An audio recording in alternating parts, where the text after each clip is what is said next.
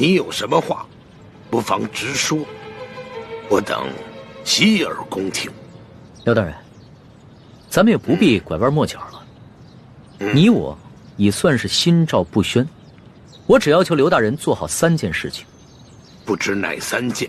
第一，放了王13等人，还有那日你在你小舅子园外抓捕的那些灾民，全部无罪释放，并加以赔偿。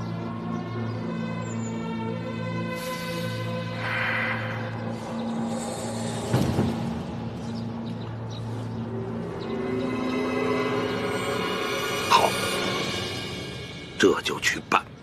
第二，把囤积的粮食全部发放给灾民，把那些借机哄抬粮价、大发国难财的奸商全部都抓起来，严惩不贷。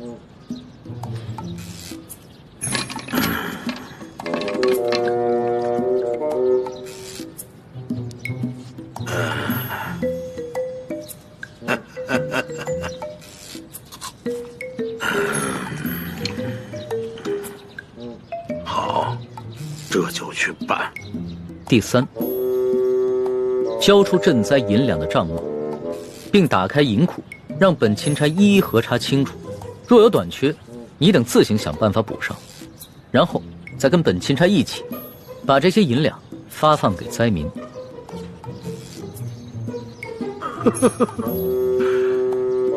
二位没觉得这个天儿格外的闷热吗？是啊，热得很。好啊，我这就调集人马，即刻就办。刘大人啊，你可不要敷衍本钦差啊！你们应该都清楚，眼下能否办好这3件事情，不仅关系到数十万灾民的生死，更关系到你等一干地方官员的前途和性命。本府明白。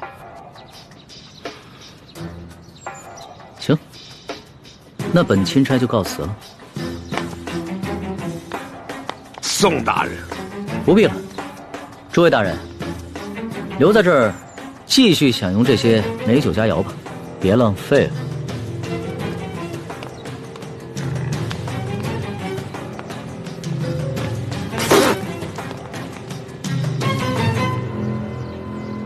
一欢，你真是太不知天高地厚了，居然敢刻假玉玺！你知不知道，你这可是犯了帝王的大忌。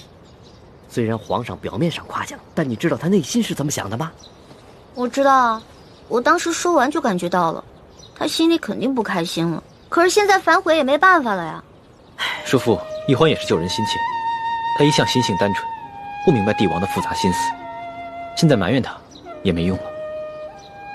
本来就是啊，我以为我在帮他解围，而且是他让我刻的，谁知道会这样。朱哥哥，我是不是又办傻事了？是有点傻，但是我不怪你。我们本来就跟康熙势不两立，翻脸也是早晚的事情。好在眼下他跟我们还算是同一条船上的人，就算是对我们起了防备之心，也只能暂时和我们维持眼下的关系。你不必过于自责。从小到大你都这么包容我。哎，你呀，我早晚得死在你们2兄妹手里。